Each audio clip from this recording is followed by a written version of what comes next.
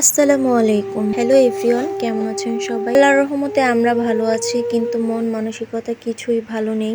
সেই পরিস্থিতি এতটাই খারাপ যে ফেসবুকে ঢুকলেই খুব মন খারাপ হয়।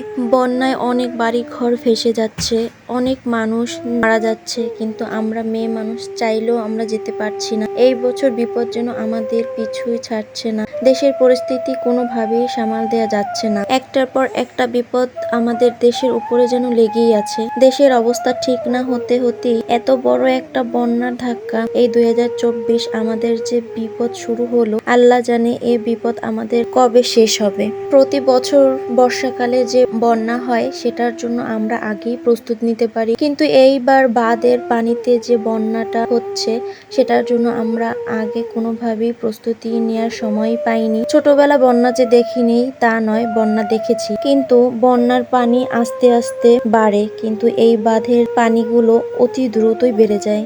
আমাদের বাড়ি বরিশাল, এখানে তো তেমন কোনো সমস্যাই হয়নি, কিন্তু কুমিল্লা, ফেনী, সিলেট এদের অবস্থা ভয়াবহ খারাপ। তো আমরা যারা যেতে পারছি না তারা কিন্তু অবশ্যই আশেপাশে একটু খোঁজ নিয়ে দেখলেই হবে। বিভিন্ন জায়গায় ত্রাণ নিয়ে যাওয়ার জন্য আমাদের যুব সমাজ কিন্তু একদম রেডি। গত 2 দিন তো ফেসবুকে ঢুকতেই পারছি না। ফেসবুকে ঢুকলেই শুধু দেখি বাচ্চাদের আর বৃদ্ধদের খুব করুণ করুণ অবস্থার ছবি, যা দেখলেই বুকের ভিতরটা একদম কেঁপে ওঠে। মনে হয় যেন চিৎকার করে কান্না করেই এতটা কষ্ট লাগে ছবিগুলো দেখলে। পারেন, ইতিমধ্যে বিভিন্ন এলাকা থেকে টিম গঠন করা হয়েছে। আপনি যেইভাবে পারেন সেইভাবেই সাহায্য করতে পারেন, মানুষের পাশে দাঁড়াতে পারেন। আপনি শুকনো খাবার, জামা কাপড় কিংবা টাকা, যেভাবে পারেন মানুষের পাশে দাঁড়ান ভাই।